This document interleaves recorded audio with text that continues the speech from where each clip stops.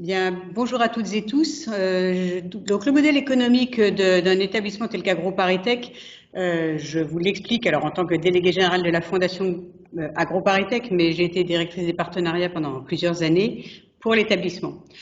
Alors, AgroParisTech, c'est quoi? C'est un établissement d'enseignement et de recherche dédié aux sciences du vivant et de l'environnement qui existe depuis 200 ans, donc 200 ans d'histoire du développement de l'agronomie en France, avec trois grands thèmes qui nous préoccupent, c'est nourrir le monde, assurer la santé pour tous et développer, protéger l'environnement, la biodiversité. Donc à peu près tous les sujets qui font la une des journaux en ce moment, on ne s'est vraiment jamais senti autant à notre place à AgroParisTech.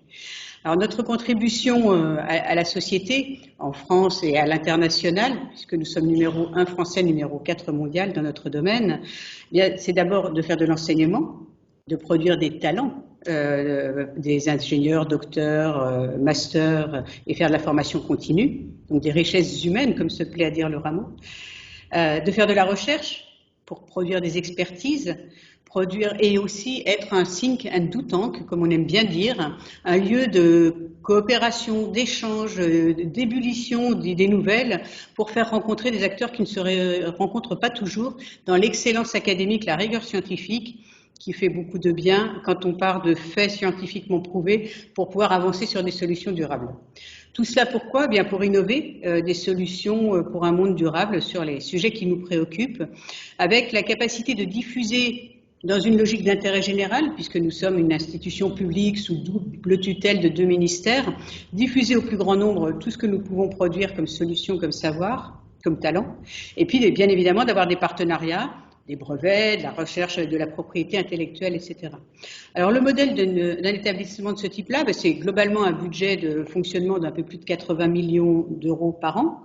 À peu près 10% sont des financements privés, donc 90% des financements publics. Et sur ces 10% de financements privés, à peu près 10% viennent de la Fondation AgroParisTech. Donc la Fondation, elle apporte 1% du budget, ce qui est très peu, insignifiant même, mais ça n'a aucune importance parce qu'on apporte bien d'autres choses. AgroParisTech se doit également, en tant que modèle socio-économique, de développer des alliances et des partenariats. AgroParisTech est très ouvert sur le monde extérieur pour produire les talents et les savoir-faire les plus utiles possibles. C'est compliqué de rentrer dans un établissement de ce type-là. Et la Fondation est là pour être une clé d'entrée hyper souple, hyper réactive, qui a le droit de se tromper pour développer des alliances nouvelles. Et par exemple, ce sont les chaires de mécénat que nous développons, comme par exemple la chaire COPAC, qui permet de s'intéresser à la filière emballage depuis le très amont, production de matières premières, jusqu'au très aval, récupération des déchets plastiques, en passant par l'industrie agroalimentaire, la distribution, les transporteurs, les consommateurs, les récupérateurs, faire en sorte que des solutions demain émergent qui permettront d'organiser l'ensemble de la filière. Qui peut faire ça mieux qu'une fondation adossée à un établissement d'enseignement et de recherche tel qu'AgroParisTech? Alors des projets comme ça, nous en avons plein et nous permettons à AgroParisTech de jouer ce rôle de développement stratégique d'alliances fertiles. Ne serait-ce qu'à la Fondation, nous portons chaque année plus de 120 projets pour 200 bénéficiaires. Nous portons 6 chaires partenariales de mécénat telles que la chaire COPAC que je viens de décrire, avec 43 partenaires autour de nous, et puis 26 ambassadeurs étudiants qui croient tellement à ce modèle nouveau d'alliance qui est très important. Alors la Fondation, elle est là pour permettre de faire en sorte que chacun se sente citoyen du vivant, qu'au-delà de l'expertise qu'on apprend à l'école, chacun se rende compte, se fasse la démonstration qu'il peut faire bouger les lignes sur les grands enjeux de développement durable. Et on y tient beaucoup à notre fondation pour faire en sorte que chacun soit demain plus citoyen, responsable, solidaire et entrepreneur, pour dire qu'en fait, quand on est AgroParisTech, on a la tête experte, les pieds sur terre, mais aussi le cœur chaud. Et que notre modèle d'expert pour la société de demain, c'est que ça ne suffit plus d'être expert, il faut être aussi très impliqué personnellement. Et puis, AgroParisTech, mais avec tout ça, on développe également des richesses humaines. AgroParisTech dit nous produisons les talents d'un monde durable. C'est pas rien. Et avec la Fondation, on dit que chacun peut s'impliquer et donc pouvoir développer, par exemple pour les enseignants-chercheurs, des programmes nouveaux en partant de leurs idées, de leur expertise, avec des partenaires en co-construction pour développer des nouvelles solutions. Ils récupèrent, grâce à la Fondation, des terrains, des données, des moyens de tous ordres et la capacité de travailler en partenariat. Pour l'établissement, c'est la possibilité de développer une fierté d'appartenance et de faire communauté tous ensemble au service de la société et du monde globalement. Pour les jeunes, ils se révèlent avec l'envie de faire, dont ils se prouvent à eux-mêmes qu'ils en sont capables. Il y a un jeune qui m'a dit il y a quelque temps, moi je suis venu à AgroParisTech pour sa fondation. Preuve s'il en faut que stratégiquement c'est très important qu'il y ait dans ce modèle économique aussi cette question de richesse humaine et d'engagement. Et pour les partenaires, bien évidemment, c'est la capacité de développer en partenariat un modèle de RSE nouveau avec des preuves sincères, véritables de leur engagement, de leur courage de faire autrement, de sortir du cadre, de développer chez eux, ce faisant, la fierté d'appartenance auprès de leurs collaborateurs. Je fais partie d'une entreprise qui a le courage de sortir du cadre et d'essayer autrement. Et puis de développer leur attractivité marque employeur qui est l'avenir de leur entreprise, parce que la génération Z, je peux vous dire, on en a 2300 autour de nous et ils ne vont plus se faire recruter n'importe où. Ils vont là où ça bouge sur ces questions. Alors la Fondation, elle a un rôle dans la création de partenariats et dans ce modèle AgroParisTech. Partenariat, il y a partenaire, il y a partenariat, il y a faire ensemble, partager. Et c'est vraiment l'idée d'être gagnant-gagnant quand on développe des solutions ensemble.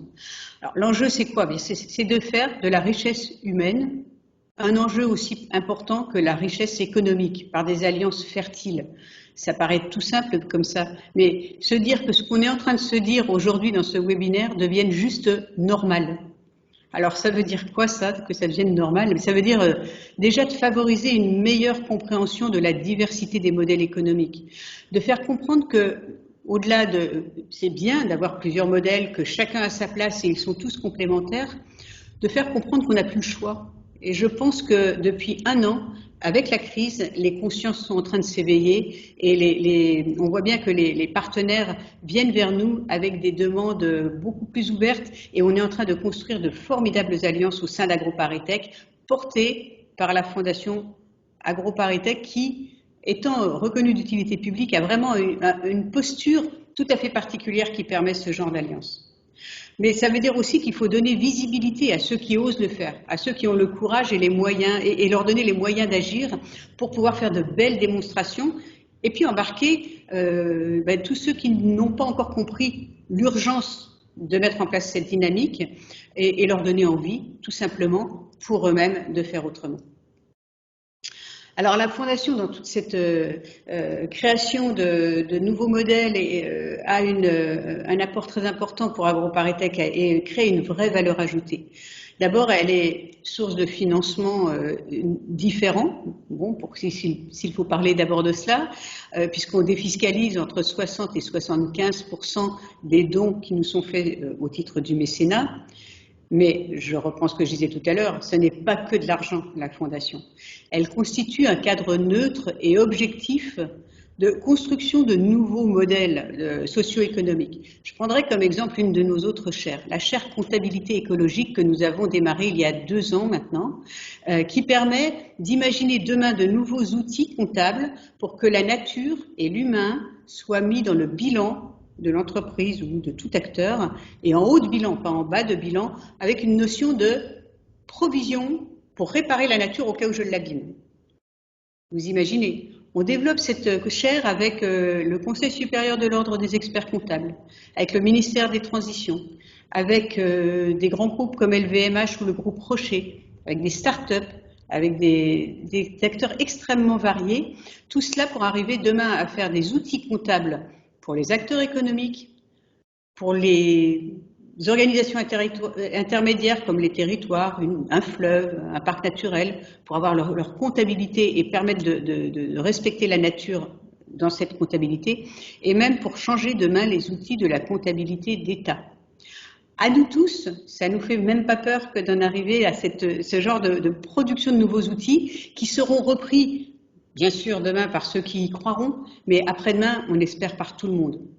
Et qui pourrait, à part une fondation comme la Fondation AgroParisTech, porter une telle démonstration?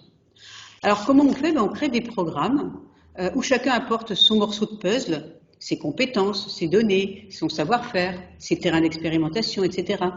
Le tout doit se faire bien évidemment en confiance. La confiance, c'est le maître mot pour pouvoir créer des valeurs communes et cheminer ensemble pendant plusieurs années pour produire des solutions testées, validées et diffusables. Alors la Fondation, au-delà d'être ce cadre qui rassemble des partenaires, elle est dictionnaire, on va dire. Vu de notre posture, parfois on voit des organismes qui ont une évidence telle, qui dégagent une évidence sur le fait qu'ils devraient travailler ensemble. On voit les synergies et pourtant ils ne se parlent pas. Alors on est là pour leur dire qu'il y a synergie et qu'il faut parler ensemble et créer les conditions de la synergie.